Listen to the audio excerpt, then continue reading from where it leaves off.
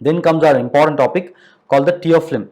Tear film is made up of three layers, namely the outer lipid layer, which is the oily layer, which prevents it from evaporation, which is from the meibomian glands of the eyelid. And then the middle aqueous, it's the main layer of the tear film, which forms the bulk. I'll show you in a picture. And it's from the main and accessory lacrimal glands. As I already told you, main is for reflex and the accessory is for the basal secretion. Then there is a inner mucinous layer. It's produced by the conjunctival goblet cells. This layer converts the hydrophobic corneal surface to hydrophilic surface so that the aqueous gets attached. It acts like a pig to prevent the aqueous from running out. As you can see here, the lipid layer is formed by the meibomian gland, whereas the aqueous layer is formed by the lacrimal gland, and then there is something called goblet cells which forms the mucus layer or mucin layer. That mucin layer acts like a pig and it prevents the aqueous from going out, and this lipid layer prevents the aqueous layer from evaporating. So all these three layers has a different function.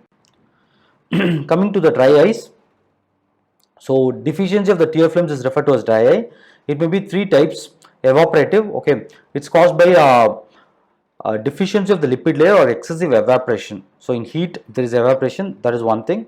And because the meibomian gland is not coming out, that doesn't form the coat lipid layer, that's in conditions such as posterior blepharitis. What happens is the oil doesn't come out and doesn't form the tear film. So that's where there is evaporation. And low blink rate, as in case of prolonged computer usage, the patient doesn't blink their eyes, that causes increased evaporation. So blink is a protective mechanism, and as we say, when the patient uses computer, we say like you should every 20 minutes 20 feet distance you have to look and 20 seconds you have to blink. Those things help in preventing this dry eye. And then there is something called lag of ophthalmos and proptosis. All these things can cause evaporation. Air conditioned room can also cause evaporation. Then the second deficiency is aqueous layer deficiency of dry eye. That's the main thing, that is otherwise called as keratoconjunctivitis sicca. There is reduced secretion from the lacrimal gland. Examples include Sjogren syndrome, non-Sjogren syndrome such as collagen vascular diseases like rheumatoid arthritis, SLEs, and lacrimal gland duct obstruction like trachoma, cicatricial pemphigoid, chemical injury, Stevens-Johnson. All these things prevents the aqueous from coming out, or the secretion of the aqueous itself is less. Then the third thing is called a mucin layer deficiency of dry eye. That's the goblet cells gets destroyed in the conjunctiva. So chemical burns, thermal burns, goblet cells loss occurs in cicatrizing conjunctivitis. Vitamin A deficiencies also. So parenchymatous damage of conjunctiva results in decreased mucin secretion. So coming to the clinical features, basically the patient will have irritation, burning sensation, foreign body sensation, all these things.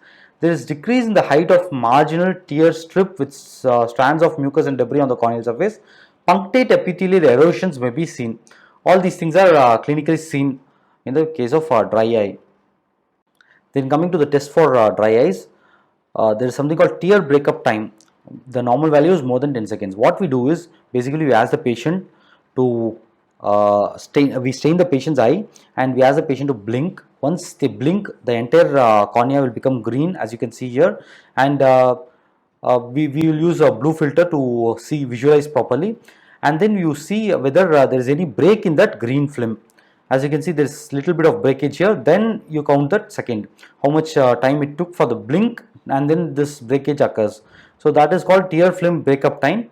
And if it's normal, if it's more than 10 seconds, then there is something called Schirmer's test, where we place a Wattman filter, 41 filter, we place it on the eye, and then after 5 minutes we check how much it's been the aqueous is being secreted. So if it's more than 10 mm, then it's fine, it's normal. If it's less than 5 mm, it's the patient has dry eye. Then there is something called phenol red test and vital dye staining, which we use regularly. That is a fluorescent stain.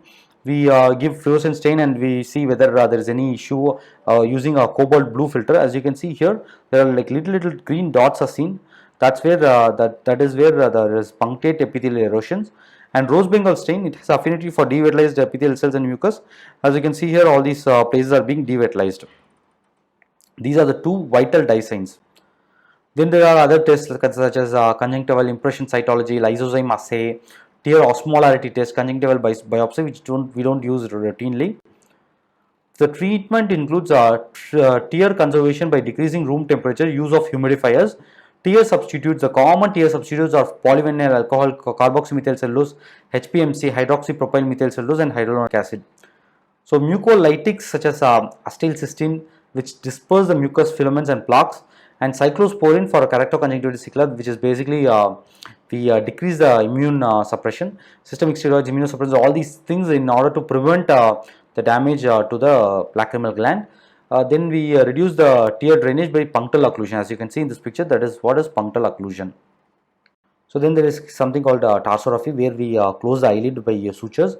It is done in the case of lag of thermos or proptosis, wherein in facial nerve palsy the patient cannot close their eyes, because of which the patient might get corneal dryness and then corneal ulcer. So in order to prevent that, because it's a temporary thing, we suture it and we leave it like that.